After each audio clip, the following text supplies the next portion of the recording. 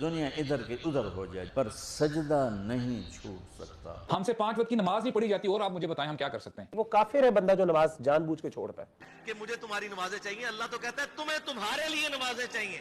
روزہ بعد میں ہے، نماز پہلے. نماز کو چھوڑنا شرک ہے. جبکہ وہ صحیح و سلامت تھے اس وقت وہ سجدہ نہیں کرتے. کبھی نماز نہیں پڑھتے لیکن نماز کیوں نہیں پڑھتے؟ نہیں یہ بخشا ہے. فجر میں بھی کہلوایا، ظہر میں بھی کہلوایا. جو نماز پڑھتا ہے وہ مسلمان ہے اور جو نماز نہیں پڑھتا وہ کافر ہے. نماز دن کی 3 پڑھ ہے 4 پڑھ ہے. The first deed that will be asked you on the day of judgment is about your salah. وہ نماز نہیں پڑھ رہا یہ مسلمان نہیں ہو سکتا. اگر تمہارے پاس سجدہ کرنے کی توفیق نہیں ہے تو اس سے بڑا عذاب تم پر کوئی نہیں. مگر کبھی نماز کو شفٹ نہ کرنا. آرام سے نماز ایسے ہمارے پاس لیٹ. ان کے اپوائنٹمنٹس طے ہوتے ہیں تو نمازوں کے حوالے سے. فرض نماز قضا کرنے کا اسلام میں تصور نہیں ہے. جس نے نماز کو قائم کیا اس نے دین کو قائم کیا. فرق ڈالتی ہیں نا مسلمانوں میں اور غیر مسلم نماز. لیکن نمازیں پوری نہیں ہیں آپ کی.